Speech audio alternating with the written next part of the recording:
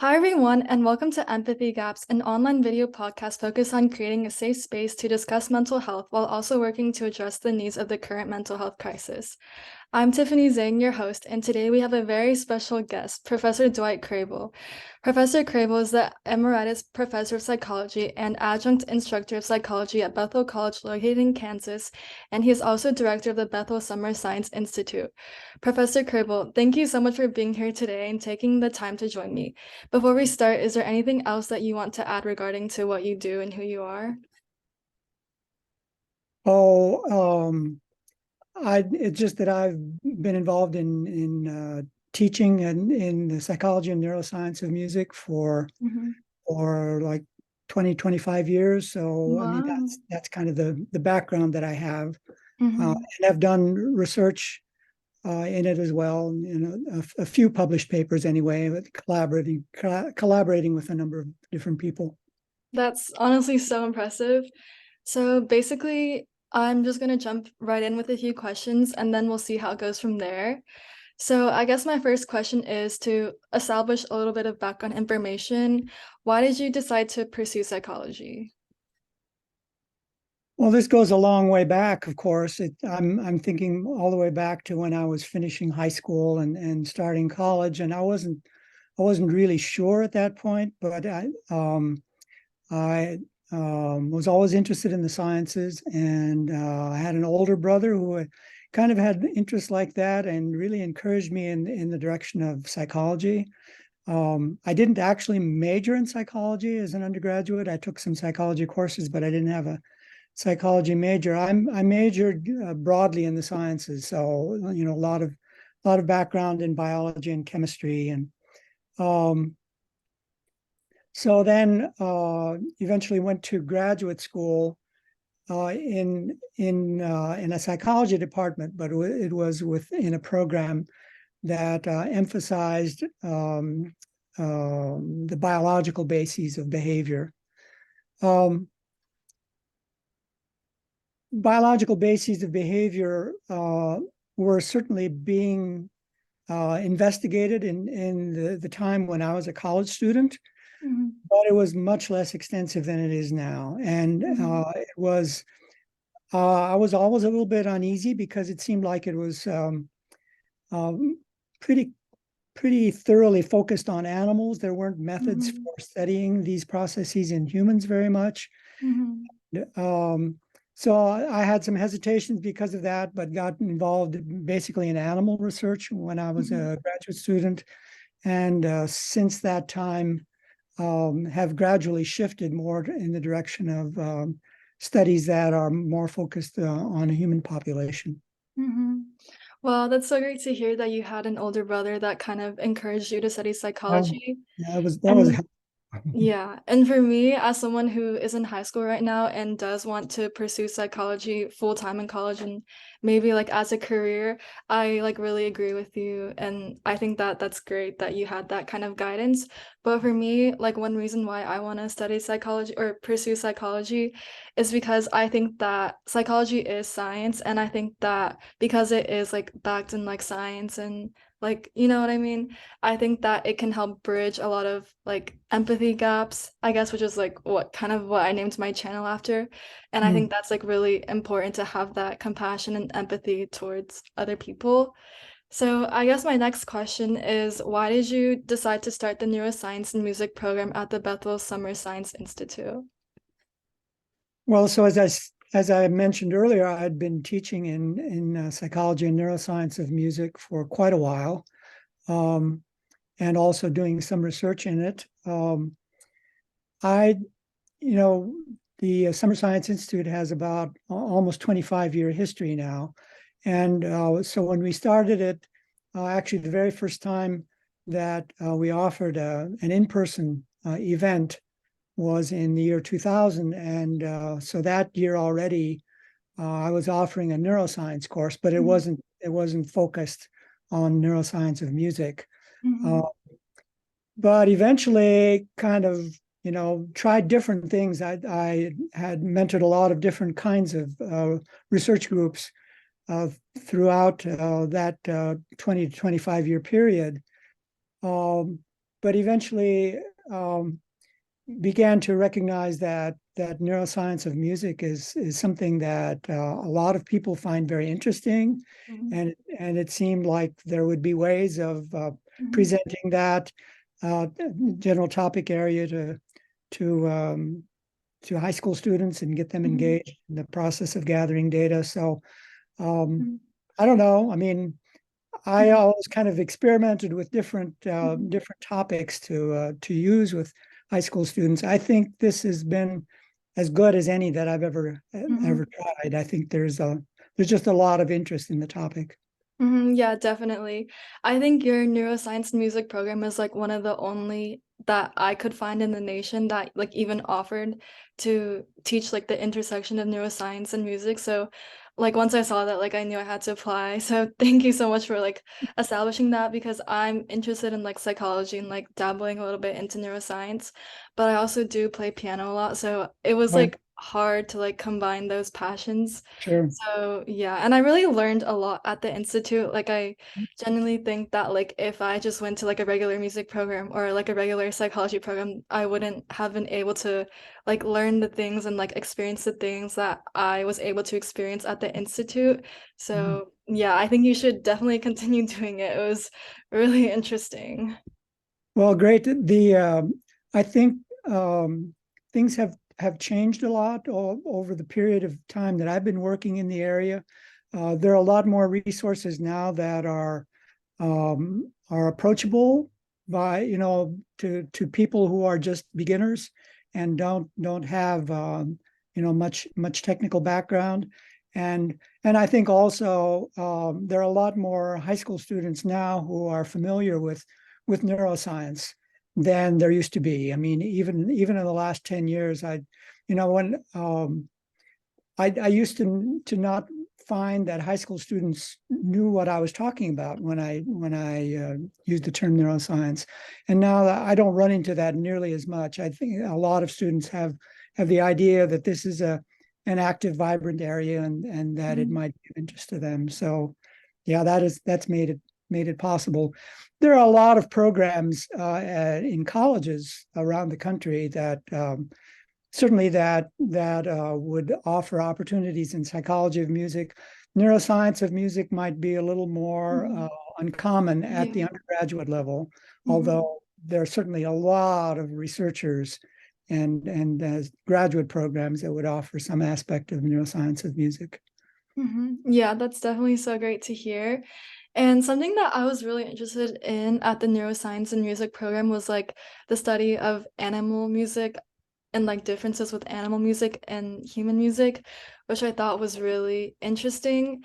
And I guess my question is like, do you believe that animal music can also be used in music therapy, or do you think it should like strictly, or not strictly be, but like you think human music would be more effective?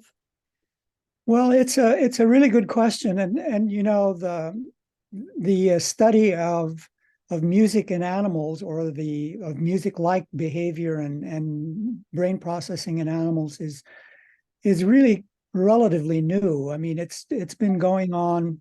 Well, you can find papers more or less for the last 20 years, maybe not a lot before that time. There would be a few papers. Um, um, I think that the whole idea that the sounds that animals make are music like has been it's kind of gradually gaining acceptance. I think it's been pursued the most among well, the most for in the case of birds rather than other animals. Um,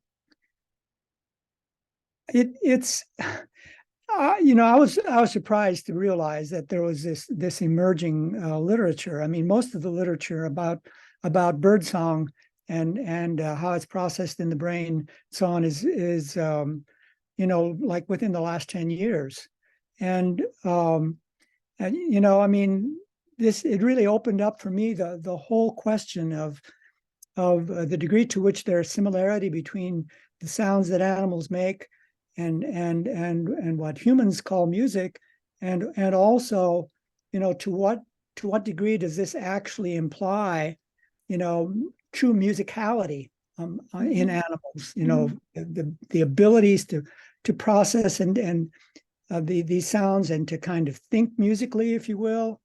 Um, and more and more, I think the literature is indicating that there are these abilities, and really, really remarkable ones. The question of whether they can be used in music therapy is one that is still more recently been actually actively investigated. And in fact, a Summer Science Institute student kind of got me thinking about this and exploring for evidence. So that I've got a couple of papers up in my web browser right now that are related to this. So there's a researcher in the UK who has explored, just by means of questionnaires with respondents, whether they thought that music has a kind of what they're calling restorative potential, whether music is basically, I guess, contributes to their feeling of well-being. And there are a lot of people who really think that that is the case. There is also a study that was published just last year that shows definite benefit of exposure to birdsong in treatment of mental disorders. So I don't know. I mean, I think it's an idea whose time is coming, and that there are a lot of reasons to think that it could be an important approach. I don't think it's an uncommon claim that in just everyday experience, being out in nature can have a calming, a healing effect on people.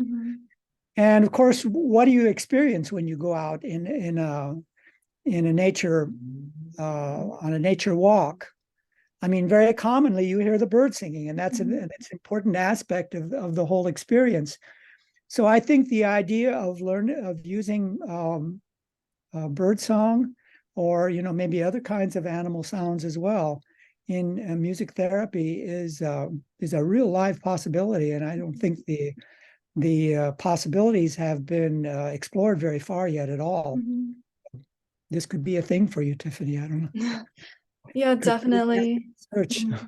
Yeah, definitely. During, like, sometimes when I'm like really like stressed with exams and stuff, taking a walk and just like hearing the sounds of nature and hearing the birds sing is calming. But I guess I never really thought of that as like music therapy, I guess. Right. Most people usually think of music therapy as like, I don't know, like human music, I guess, you know what I mean? So definitely, it's definitely very interesting to think that like we can use animal music as music therapy, because that can definitely open a lot of borders. Yeah. But I think, as you said, like it's hard to tell if it's like hard to tell if it will be like as effective as human music, and like if we'll actually like end up using it commonly in the future. But I Yeah. definitely think that, yeah. I mean, and in one way, it's a part of music therapy, and another way, it's a part of let's see. I think the term ecotherapy is now also being used with, Yeah. kind of idea of going out in nature as a therapeutic process. And here is where ecotherapy and music therapy come together. It seems. It's going to be interesting to see how that evolves over time. But I think it would definitely be a real possible emphasis for someone going into music therapy to use these kinds of sounds. So, Yeah, definitely. And I guess just kind of a pivot, like a follow-up question. Do you think that like music is just an extension of nature? well, yeah, I mean, when you when you ask questions like that, I think it quickly takes you into the questions about how music and humans came to be. How did music evolve? Mhm. And it certainly evolved long ago. I mean, it's um, we talked about this maybe a little bit in Summer Science Institute. The there are findings of fossil bone flutes going back at least as far as 35,000, maybe Mhm. 40,000 some years. Mhm. So that's what is usually taken as evidence that there were musical abilities that were emerging at that time.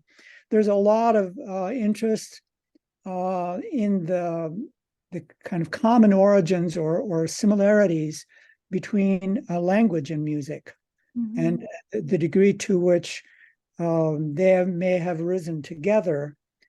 Um, Mhm.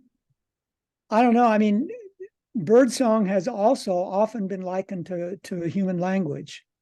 Mhm. So, I mean, yeah, I mean, Mhm. it seems that if you really want to have a deep understanding of language and of music, you have to be studying them together, number one, but you also have to be thinking about the similarities and differences between those systems of communication and the ones that are found in animals.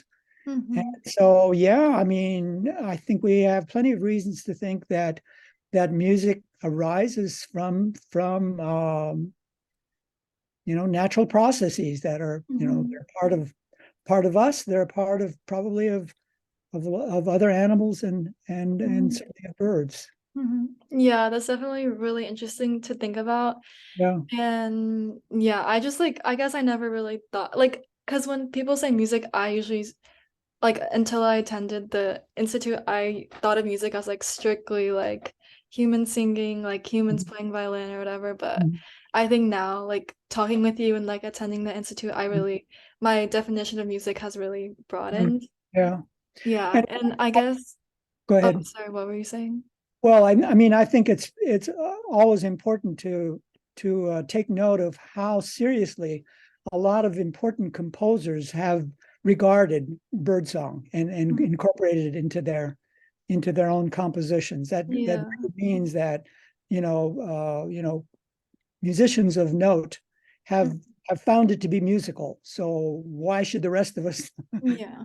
Hmm. deny that? But anyway, Definitely. I think everyone possesses a little bit of music yeah, talent. Yeah. yeah, right.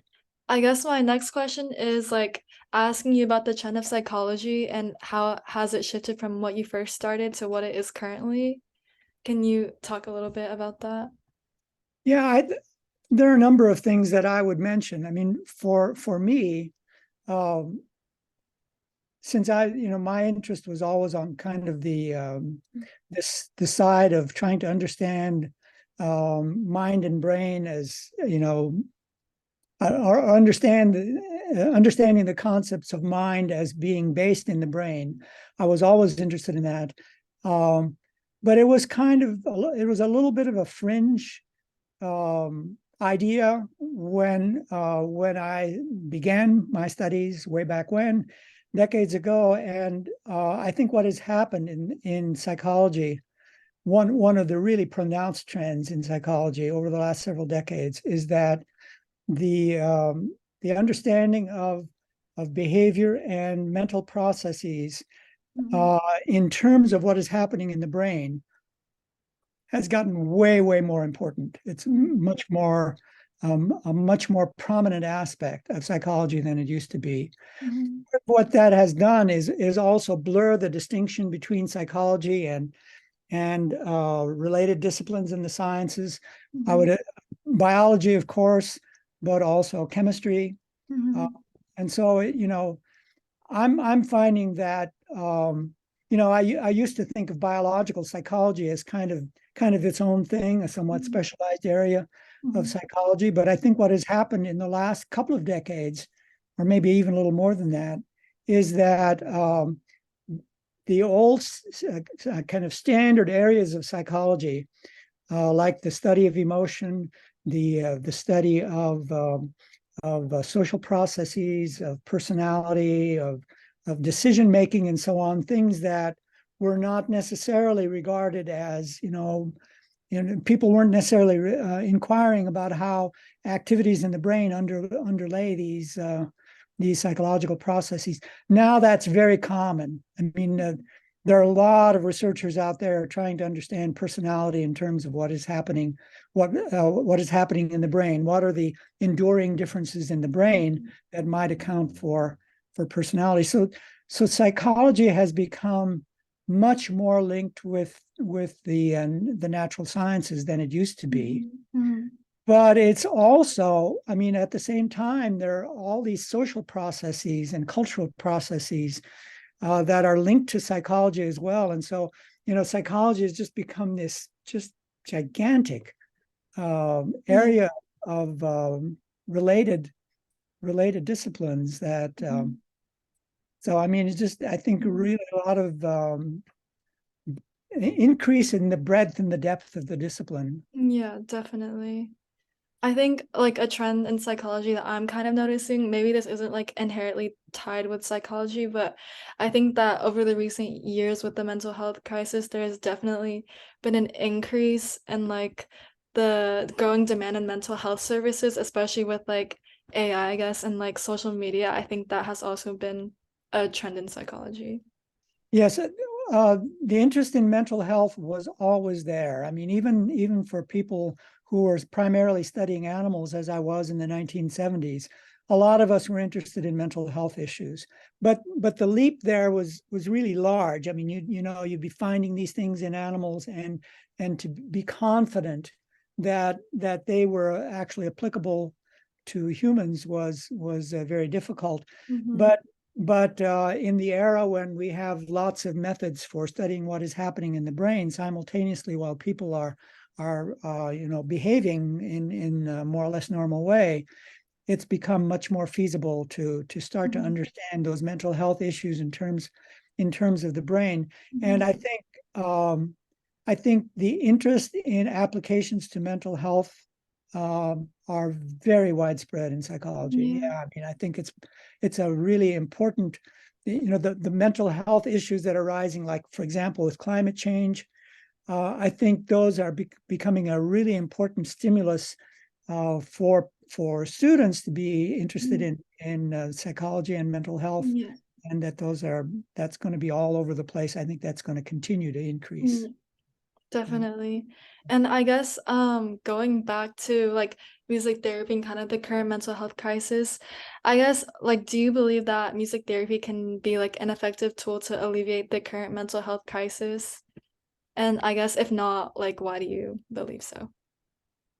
Uh, I think it's I think it's probably somewhat Yeah. unproven yet, but I Yeah. think there is very widespread belief among researchers in mental health and among people who study psychology and neuroscience of music that this could become an important part of music therapy, and that music therapy applied to mental health problems is going to be an important approach. And of course, it's not only just mental health issues, but music as an approach in medicine. I mean, there's a Yeah. lot of interest in music and medicine, and Hmm. so I think it's going to result in a music therapy that has more and more links with psychology and neuroscience, certainly, but also with medicine. Hmm. So I Yeah. mean, I think that's going to make music therapy a much more interesting, at least to those of us who are interested in science. It's going Hmm. to make it a much more interesting discipline. Yeah, definitely. I like how you brought up the term or like the phrase that people use music as medicine because I like genuinely believe in that. Like sometimes when Well, I'm having like when I'm like angry or sad, I just like to play piano and it definitely helps alleviate the feelings that I'm feeling. And mhm. I really like how you brought that up. Yeah, I think well, we didn't have very much of an opportunity to read these materials in Summer Science Institute, but there's, there are active collaborations, going on between musicians Mhm. and people in medicine these days, and I think it's going to be really important, and um, and it's going to enrich music therapy. People who become knowledgeable about that work that is being done are going to be they're going to be in high demand. I think that's Mhm. going to be an aspect of music therapy that is really going to be attracting attention. Yeah, definitely. And I guess one of my last questions is like what like as a or I guess like what is your advice towards people who are I guess trying to pursue psychology, like music therapy, neuroscience, like along those lines, like what would your advice be to them? Well, um, I mean, traditionally, music therapy has been, and I think, a lot of programs still are focused primarily on getting the necessary background in music. And, I think the background in music is certainly valuable. But I think that if you're really going to be able to take advantage of these developments in the field, it's going to be really advantageous to get a strong background in psychology and neuroscience. Mm-hmm. And so, I mean, the leaders in the field are going to be people who they even may be physicians. You may have noticed that some of the music and neuroscience researchers are actually physicians. Mm-hmm. Um, but I think getting a strong background in psychology and neuroscience is going to Mm-hmm. be becoming more and more important for people Mm-hmm. who go into music therapy. Honestly, though, I mean, I think it's really important as well to keep in mind that the it's not just that scientists are going to be enlightening people who are in music and who are music therapists. I think if all of this is going to work out well, I Mm-hmm. think it's going to be essential that people in in psychology and neuroscience who are interested in music also take seriously insights that musicians have. Mm-hmm. Mm-hmm. There are just so many things that and many ideas that musicians have about what is happening in mind and brain as they pursue their music. That will give lots of clues for interesting things to pursue at a behavioral, a mental, neural level. That Mm-hmm. so kind of the each area of investigation pursuing with respect collaboration with the other, I think, is going to be really, really important. Mm-hmm. So Yeah, wow, that advice was, I think, really insightful, and I think that a lot of people would benefit greatly if they heard your advice. And yeah, I guess that's like all the questions I have. So I feel like we had a very interesting conversation today. Yeah, thank you so much for coming on and speaking with me. And also thank you so much to everyone at home watching. Just like, yeah, thank you so much. And I will see you next time.